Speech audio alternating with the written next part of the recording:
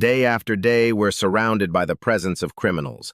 We witness the darkest corners of human behavior and the heartbreaking reality that someone's suffering can become another's pleasure.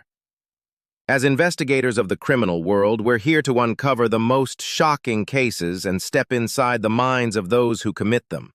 I'm Luke, and today I bring you another Criminal Footnotes, the case of María Belén Bernal. María Belén was born on March 14, 1988, in Quito, Ecuador. She wasn't just a lawyer. She was one of the most respected litigators in the country. She held multiple degrees, including a master's in criminal law, and was known for her deep understanding of legal procedure. María was also a mother, balancing her career with raising her son. In 2017, she married Lieutenant Germán Cáceres, a police officer she met after he helped rescue her during a robbery. It seemed like fate, but this love story would end in tragedy. On the morning of September 11, 2022, María went to the Alberto Enríquez Gallo police school to bring her husband a hamburger while he was on duty. She had no idea there was a party happening inside, a party attended by officers and cadets. When she reached her husband's room, she found him with Cadet Jocelyn Sanchez.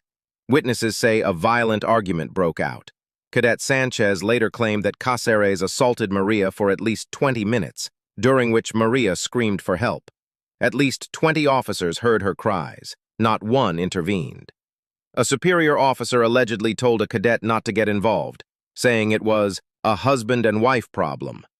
Then, silence. Witnesses saw Cáceres dragging something heavy down the stairs. Maria's entry into the police school was logged.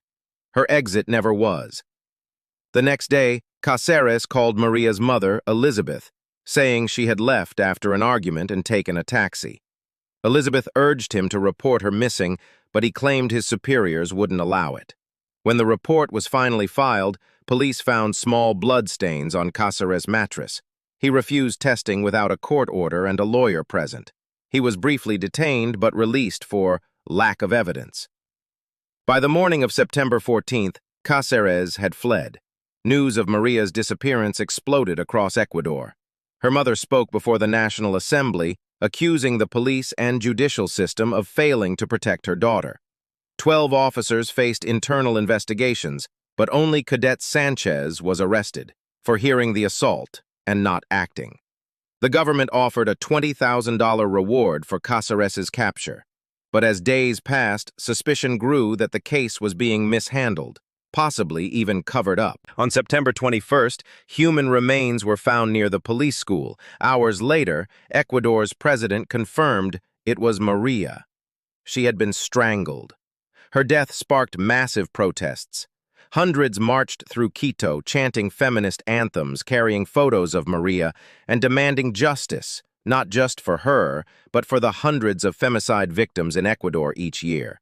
In the wake of the outrage, Ecuador's interior minister resigned, 2 police generals were dismissed, and the president demanded the resignation of the entire police high command. But the case still left more questions than answers. How did no one intervene during the attack? Why did it take so long to detain the main suspect? And were there deeper institutional failings at play? For months, Cáceres was on the run. Surveillance showed him fleeing to Colombia. On December 30th, 2022, he was finally arrested in Palomino, working as a bartender. He was identified partly because of his Ecuadorian slang. Now he faces 34 years and 8 months in prison, the maximum penalty for femicide in Ecuador. Maria's case is more than a tragedy. It's a test of justice in a system accused of protecting its own. Her mother, Elizabeth, continues to fight so her daughter's name will never be forgotten. This was another episode of Criminal Footnotes. If you want to support this work, remember to like, share, and subscribe.